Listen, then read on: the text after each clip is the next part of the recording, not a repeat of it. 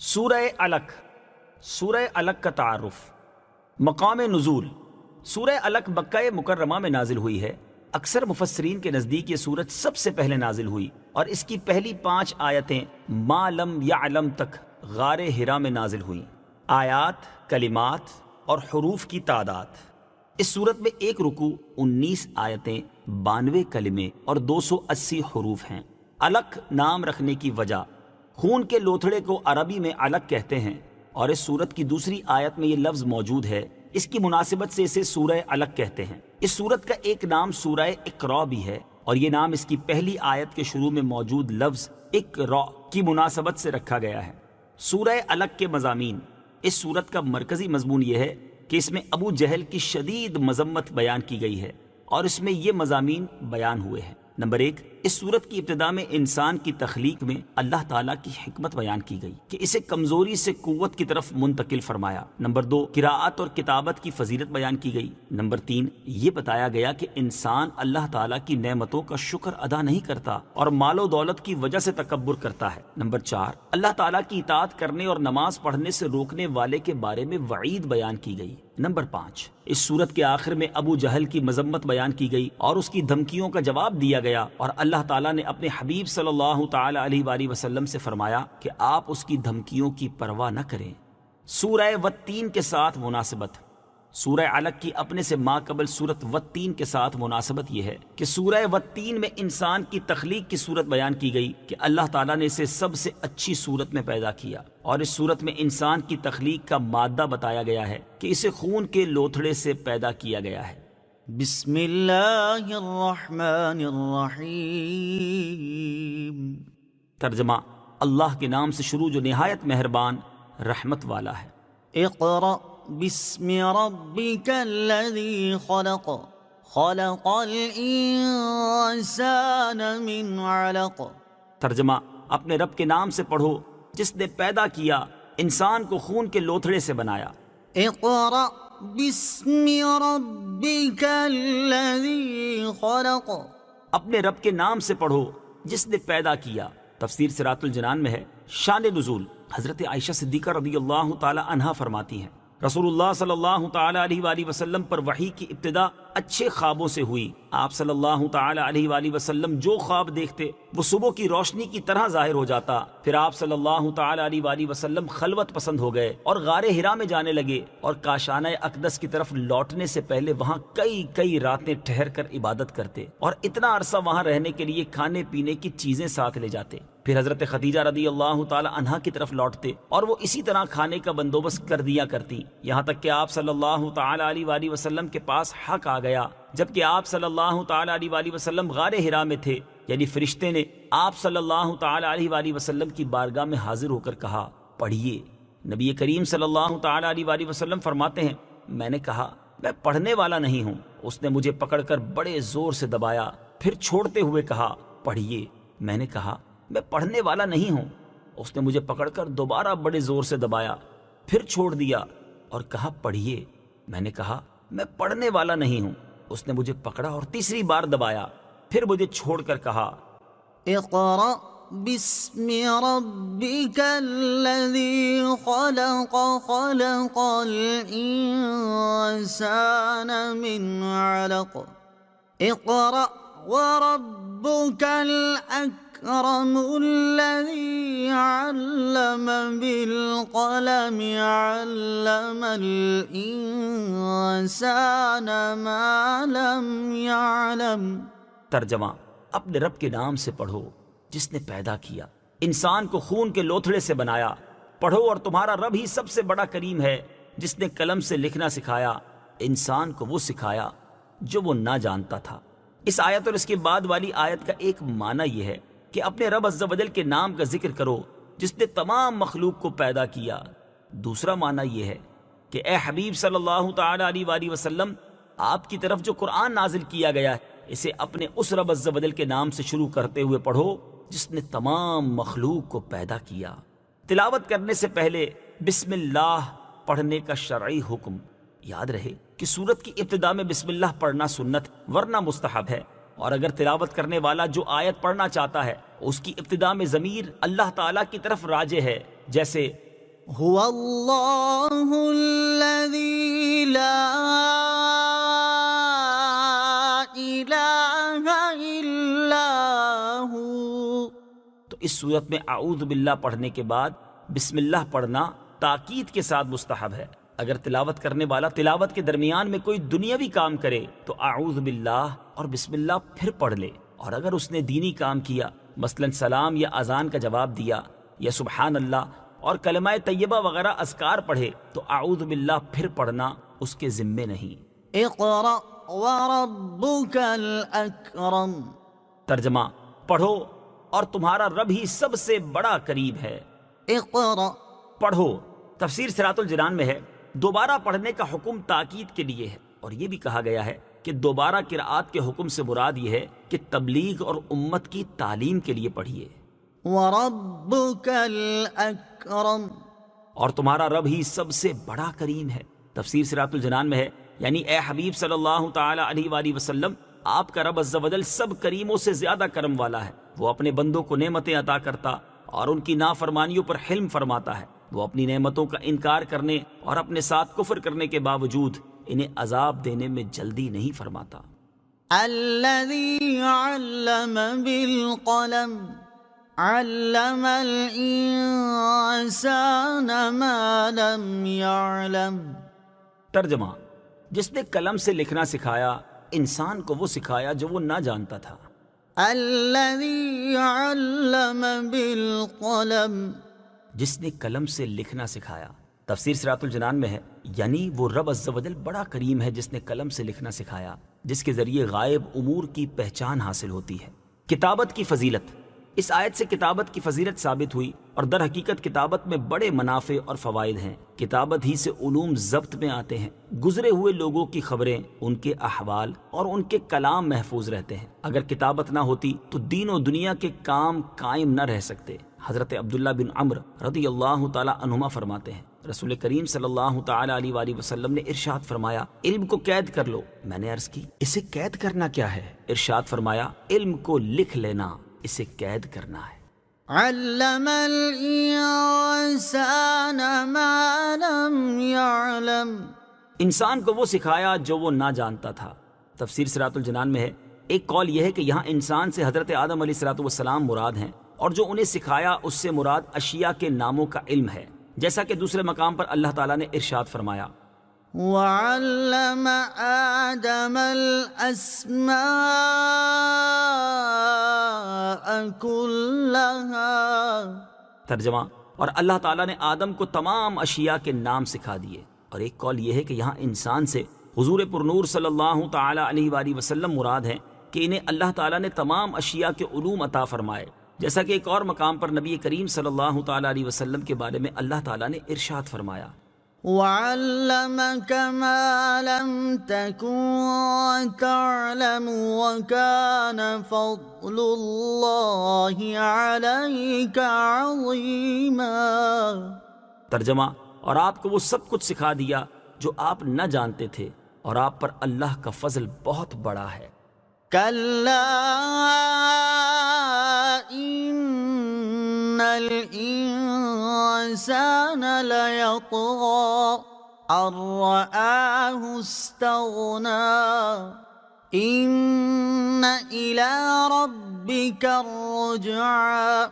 ترجمہ: ہاں ہاں، بے شک آدمی سرکشی کرتا ہے اس بنا پر کہ اپنے آپ کو غنی سمجھ لیا، بے شک تیرے رب ہی کی طرف لوٹنا ہے. كلا إن الإنسان ليطغى. ہاں ہاں، بے شک آدمی سرکشی کرتا ہے. تفسیر صراط الجنان میں ہے ابو جہل کو کچھ مال ہاتھ آ گیا تو اس نے لباس، سواری اور کھانے پینے میں تکلفات شروع کر دیے، اور اس کا غرور و تکبر بہت بڑھ گیا. اس کے بارے میں اللہ تعالیٰ نے اس آیت اور اس کے بعد والی 2 آیات میں فرمایا کہ ہاں ہاں، بے شک آدمی اس بنا پر سرکشی کرتا ہے کہ مال و دولت کی وجہ سے اس نے اپنے آپ کو اللہ تعالیٰ سے بے پرواہ سمجھ لیا. اے انسان، تجھے یہ بات پیش نظر رکھنی چاہیے اور سمجھنا چاہیے کہ تجھے اللہ تعالیٰ کی طرف لوٹنا ہے، تو تیری سرکشی و نافرمانی اور غرور و تکبر کا انجام عذاب ہوگا. سورہ علق کی آیت نمبر 6 تا 8 سے حاصل ہونے والی معلومات. ان آیات سے 3 باتیں معلوم ہوئیں. نمبر 1، مخلوق میں سے کوئی لمحہ بھر کے لیے بھی اللہ تعالیٰ سے بے نیاز نہیں، اور پوری مخلوق اپنی ہر حرکت اور سکون میں اپنے خالق و مالک کی محتاج ہے۔ نمبر 2، دنیا کی محبت اور مال پر تکبر غفلت کا سبب ہے۔ حضرت عون رضی اللہ تعالیٰ عنہ فرماتے ہیں، حضرت عبداللہ ابن مسعود رضی اللہ تعالیٰ عنہ نے فرمایا کہ 2 حریص سیر نہیں ہوتے، نمبر 1 علم والا، نمبر 2 دنیا والا، مگر دونوں برابر نہیں۔ علم والا تو اللہ تعالیٰ کی رضامندی بڑھا لیتا ہے اور دنیا والا سرکشی میں بڑھ جاتا ہے۔ پھر حضرت عبداللہ ابن مسعود رضی اللہ تعالیٰ عنہ نے یہ آیت تلاوت فرمائی، كلا إن الإنسان ليطغى أن رآه استغنى۔ ترجمہ، ہاں بے شک آدمی سرکشی کرتا ہے اس بنا پر کہ اپنے آپ کو غنی سمجھ لیا، اور دوسرے یعنی علم والے کے بارے میں یہ آیت تلاوت فرمائی، انما يخشى الله من عباده العلماء۔ ترجمہ، اللہ سے اس کے بندوں میں سے وہی ڈرتے ہیں جو علم والے ہیں۔ نمبر 3، مال و دولت اور منصب پر تکبر و غرور کرتے ہوئے جو لوگ اللہ تعالیٰ کے احکامات پر عمل نہیں کرتے، ان کا انجام بہت برا ہے۔ أرأيت الذي ينهى عبدا إذا صلى۔ ترجمہ، کیا تو نے اس شخص کو دیکھا جو منع کرتا ہے بندے کو جب وہ نماز پڑھے؟ أرأيت الذي ينهى۔ کیا تو نے اس شخص کو دیکھا جو منع کرتا ہے؟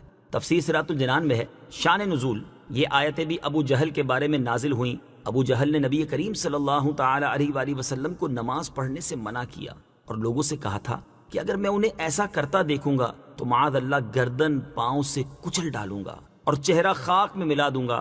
ایک مرتبہ حضور پر نور صلی اللہ تعالی علیہ وآلہ وسلم نماز پڑھ رہے تھے کہ ابو جہل اسی فاسد ارادے سے آیا اور حضور اقدس صلی اللہ تعالی علیہ وآلہ وسلم کے قریب پہنچ کر الٹے پاؤں ہاتھ آگے بڑھائے ہوئے ایسے پیچھے بھاگا جیسے کوئی کسی مصیبت کو روکنے کے لیے ہاتھ آگے بڑھاتا ہے۔ اس کے چہرے کا رنگ اڑ گیا اور اعضا کانپنے لگے۔ لوگوں نے اس سے کہا، تجھے کیا ہوا ہے؟ ابو جہل کہنے لگا، میرے اور محمد مصطفیٰ صلی اللہ تعالی علیہ وآلہ وسلم کے درمیان ایک خندق ہے جس میں آگ بھری ہوئی ہے اور دہشت ناک پرندے بازو پھیلائے ہوئے ہیں۔ سرکار دو عالم صلی اللہ تعالی علیہ وآلہ وسلم نے فرمایا، اگر وہ میرے قریب آتا تو فرشتے اس کا عضو جدا کر ڈالتے۔ اس آیت اور اس کے بعد والی آیت کا خلاصہ یہ ہے کہ اے حبیب صلی اللہ تعالی علیہ وآلہ وسلم، کیا آپ نے اس شخص کو دیکھا جو میرے کامل بندے کو نماز پڑھنے سے منع کرتا ہے؟ اللہ تعالیٰ کی اطاعت اور نماز پڑھنے سے روکنے کی وعید۔ بعض مفسرین فرماتے ہیں اس وعید میں ہر وہ شخص داخل ہے جو اللہ تعالیٰ کی اطاعت کرنے اور نماز پڑھنے سے روکے۔ ایک اور مقام پر اللہ تعالیٰ ارشاد فرماتا ہے، ومن أظلم ممن منع مساجد الله أن يذكر فيها اسمه وسعى في خرابها أولئك ما كان لهم أن يدخلوها إلا خائفين لهم في الدنيا خزي ولهم في الآخرة عذاب عظيم۔ ترجمہ، اور اس سے بڑھ کر ظالم کون ہوگا جو اللہ کی مسجدوں کو اس بات سے روکے کہ ان میں اللہ کا نام لیا جائے اور ان کو ویران کرنے کی کوشش کرے۔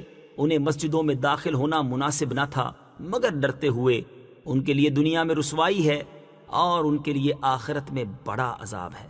یاد رہے کہ اس میں وہ صورتیں داخل نہیں جن میں کسی کو نماز پڑھنے یا عبادت کرنے سے روکنا جائز ہے، جیسے غصب کی ہوئی زمین میں نماز پڑھنے والے کو روکنا، مکروہ اوقات میں نماز پڑھنے والے کو روکنا، شوہر کا اپنی بیوی کو نفل نماز پڑھنے، نفلی روزہ اور نفلی اعتکاف کرنے سے روکنا وغیرہ۔ یوں ہی مالک غلام کو اور اجیر خاص کو نوافل سے روک سکتا ہے، مگر فقہا فرماتے ہیں کہ جو کراہت کے وقت نماز پڑھنے لگے تو اسے نماز سے نہ روکو، بعد میں مسئلہ سمجھا دو تاکہ اس آیت کی زد میں نہ آ جاؤ۔ مزید یہ کہ اور بھی کچھ لوگوں کو مسجد سے روکا جا سکتا ہے، جیسے ناسمجھ بچے یا دیوانے کو جسے پیشاب پخانے کی تمیز نہ ہو، جس کے منہ سے کچے پیاز یا لہسن یا حکا کی بو آ رہی ہو، جس کے جسم پر بدبودار زخم ہو، وہ بد مذہب جس کی مسجد میں آنے سے فساد ہو۔ أرأيت إن كان على الهدى أو أمر بالتقوى۔ ترجمہ، بھلا دیکھو تو اگر وہ ہدایت پر ہوتا یا پرہیزگاری کا حکم دیتا تو کیا ہی اچھا تھا۔ أرأيت إن كان على الهدى۔ بھلا دیکھو تو اگر وہ ہدایت پر ہوتا۔ تفسیر صراط الجنان میں ہے، اس آیت اور اس کے بعد والی آیت کا خلاصہ یہ ہے کہ اے حبیب صلی اللہ تعالی علیہ وآلہ وسلم، ذرا دیکھو تو اگر نماز سے روکنے والا وہ کافر ہدایت پر ہوتا اور دوسروں کو پرہیزگاری کا حکم دیتا تو وہ کتنے بلند مراتب حاصل کرتا۔ اگر ابو جہل ایمان قبول کر لیتا تو اسے یہ مراتب ملتے کہ وہ مومن ہوتا، پھر حضور اقدس صلی اللہ تعالی علیہ وآلہ وسلم کے دیدار سے صحابی بن جاتا، حضور پرنور صلی اللہ تعالی علیہ وآلہ وسلم کا عزیز ہو کر اللہ تعالیٰ کا پیارا بن جاتا، بیت اللہ شریف میں رہتا تھا، اس لیے ایک نیکی کا ثواب 1,00,000 پاتا، وہ قوم کا سردار تھا اور اس کی وجہ سے اس کے ماتحت لوگ بھی ایمان لے آتے تو ان سب کا ثواب بھی اسے ملتا۔ سورہ علق کی آیت نمبر 11 اور 12 سے حاصل ہونے والی معلومات۔ ان آیات سے 3 باتیں معلوم ہوئیں۔ نمبر 1، گزشتہ لوگوں کی سرکشی میں غور کرنے سے بھی ہدایت نصیب ہوتی ہے۔ نمبر 2، نبی کریم صلی اللہ تعالی علیہ وآلہ وسلم کے زمانے والوں کو ایمان کے ذریعے جو درجے نصیب ہو سکتے تھے وہ بعد والوں کے لیے ممکن نہیں۔ نمبر 3، بڑا بد نصیب وہ ہے جسے اللہ تعالیٰ اچھا موقع دے اور وہ اس سے فائدہ نہ اٹھائے۔ أرأيت إن كذب وتولى ألم يعلم بأن الله يرى كلا لئن لم ينته لنسفعا بالناصية ناصية كاذبة خاطئة۔ ترجمہ، بھلا دیکھو تو اگر اس نے جھٹلایا اور منہ پھیرا تو کیا حال ہوگا؟ کیا اسے معلوم نہیں کہ اللہ دیکھ رہا ہے؟ ہاں، اگر وہ باز نہ آیا تو ضرور ہم پیشانی کے بال پکڑ کر کھینچیں گے، وہ پیشانی جو جھوٹی خطا کار ہے۔ أرأيت إن كذب وتولى۔ بھلا دیکھو تو اگر اس نے جھٹلایا اور منہ پھیرا۔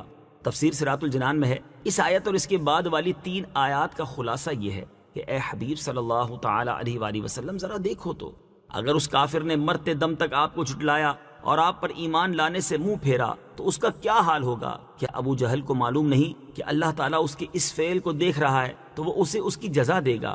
ہاں، اگر وہ میرے حبیب صلی اللہ تعالی علیہ وآلہ وسلم کو ایذا دینے اور انہیں جھٹلانے سے باز نہ آیا تو ضرور ہم اسے پیشانی کے بال پکڑ کر کھینچیں گے اور اس کو جہنم میں ڈالیں گے، اور وہ جھوٹے اور خطا کار شخص کی پیشانی ہے۔ سورہ علق کی آیت نمبر 13 تا 16 سے حاصل ہونے والی معلومات۔ ان آیات سے 2 باتیں معلوم ہوئیں۔ نمبر 1، اللہ تعالیٰ اپنے محبوب بندوں کا بدلہ خود لیتا ہے۔ نمبر 2، اللہ تعالیٰ اپنے خاص بندوں کے کام اپنی طرف منسوب فرماتا ہے، جیسے پیشانی کے بالوں سے گھسیٹنا فرشتوں کا کام ہے، جبکہ اللہ تعالیٰ نے فرمایا کہ ہم گھسیٹیں گے۔ فَلْيَدْعُ نَادِيَهُ سَنَدْعُ الزَّبَانِيَةَ۔ ترجمہ، تو اسے چاہیے کہ اپنی مجلس کو پکارے، ہم بھی جلد ہی دوزخ کے فرشتوں کو بلائیں گے۔ فَلْيَدْعُ نَادِيَهُ، تو اسے چاہیے کہ اپنی مجلس کو پکارے۔ تفسیر صراط الجنان میں ہے، شان نزول، جب ابو جہل نے نبی کریم صلی اللہ تعالی علیہ وسلم کو نماز سے منع کیا تو حضور اقدس صلی اللہ تعالی علیہ وآلہ وسلم نے اس کو سختی سے جھڑک دیا۔ اس پر اس نے کہا کہ آپ مجھے جھڑکتے ہیں؟ خدا کی قسم، میں آپ کے مقابلے میں نوجوان، سواروں اور پیدلوں سے اس جنگل کو بھر دوں گا۔ آپ جانتے ہیں کہ مکہ مکرمہ میں مجھ سے زیادہ بڑے جتھے اور مجلس والا کوئی نہیں ہے۔ اس پر یہ آیات نازل ہوئیں جن کا مفہوم یہ ہے کہ ابو جہل اپنی مجلس والوں کو پکار لینے کی دھمکی لگا رہا ہے، تو اسے چاہیے کہ میرے حبیب صلی اللہ تعالی علیہ وآلہ وسلم کے مقابلے میں اپنی مدد کے لیے اپنی مجلس کو پکارے۔ اگر اس نے ایسا کیا تو ہم بھی جلد ہی دوزخ کے فرشتوں کو بلائیں گے، جن کا مقابلہ کرنے کی طاقت ان میں سے کسی کے پاس نہیں ہے۔ ترمذی شریف کی حدیث ہے، حضرت عبداللہ ابن عباس رضی اللہ تعالی عنہما سے روایت ہے، نبی کریم صلی اللہ تعالی علیہ وآلہ وسلم نے ارشاد فرمایا، اگر ابو جہل اپنی مجلس کو بلاتا تو فرشتے اسے اعلانیہ طور پر گرفتار کر لیتے۔ سورہ علق کی آیت نمبر 17 اور 18 سے حاصل ہونے والی معلومات۔ ان آیات سے 3 باتیں معلوم ہوئیں۔ نمبر 1، حضور اقدس صلی اللہ تعالیٰ علیہ وسلم اللہ تعالیٰ کے ایسے محبوب ہیں کہ آپ کا دشمن اللہ تعالیٰ کا دشمن ہے، کہ ابو جہل نے حضور پرنور صلی اللہ تعالیٰ علیہ وسلم کو دھمکی لگائی کہ وہ اپنی مجلس کے لوگوں کو بلا لے گا، تو حضور اکرم صلی اللہ تعالیٰ علیہ وسلم نے یہ نہ فرمایا کہ ہم صحابہ کی جماعت کو بلا لیں گے، بلکہ اللہ تعالیٰ نے فرمایا کہ ہم زبانیاں فرشتوں کو بلا لیں گے۔ نمبر 2، نبی کریم صلی اللہ تعالیٰ علیہ وسلم کی شان ظاہر کرنے کے لیے فرشتوں کی فوج آنے کو تیار ہے، ورنہ کفار کی ہلاکت کے لیے تو ایک ہی فرشتہ کافی ہے۔ نمبر 3، امر کا ہر صیغہ وجوب کے لیے نہیں ہوتا، بلکہ اور چیزوں کے لیے بھی ہوتا ہے، جیسے یہاں امر کا صیغہ تو ہے لیکن وجوب کے لیے نہیں بلکہ اظہار غضب کے لیے ہے۔ كلا لا تطعه واسجد واقترب۔ ترجمہ، خبردار اس کی بات نہ مانو اور سجدہ کرو اور ہم سے قریب ہو جاؤ۔ كلا لا تطعه واسجد واقترب۔ خبردار اس کی بات نہ مانو اور سجدہ کرو اور قریب ہو جاؤ۔ تفسیر صراط الجنان میں ہے، یعنی اے حبیب صلی اللہ تعالیٰ علیہ وسلم، آپ نماز کے معاملے میں اس کافر کی بات نہ مانیں اور نماز پڑھتے رہیں اور اللہ تعالیٰ سے قریب ہو جائیں۔ آیت واسجد واقترب سے حاصل ہونے والی معلومات۔ اس آیت سے 3 باتیں معلوم ہوئیں۔ نمبر 1، حضور پرنور صلی اللہ تعالیٰ علیہ وسلم کی عبادتیں سیئات کی معافی کے لیے نہیں بلکہ اللہ تعالیٰ کے قرب کے لیے ہیں۔ نمبر 2، سجدہ بہترین عبادت ہے کہ اس میں بندہ زمین پر اپنا سر رکھ کر اپنے عجز کا اظہار کرتا ہے اور زبان سے اللہ تعالیٰ کی عظمت کا اقرار کرتا ہے، اسی لیے ہر رکعت میں سجدے 2 ہیں۔ نمبر 3، سجدے میں اللہ تعالیٰ کا قرب نصیب ہوتا ہے۔ حضرت ابو ہریرہ رضی اللہ تعالیٰ عنہ سے روایت ہے، نبی کریم صلی اللہ تعالیٰ علیہ وسلم نے ارشاد فرمایا، بندہ سجدے کی حالت میں اپنے رب عز و جل سے بہت زیادہ قریب ہوتا ہے، اس لیے تم سجدے میں کثرت سے دعا کیا کرو۔ نوٹ، یاد رہے کہ یہ آیات سجدہ میں سے ہے، اسے پڑھنے اور سننے والے پر سجدہ تلاوت کرنا لازم ہے۔ صدق اللہ العظیم۔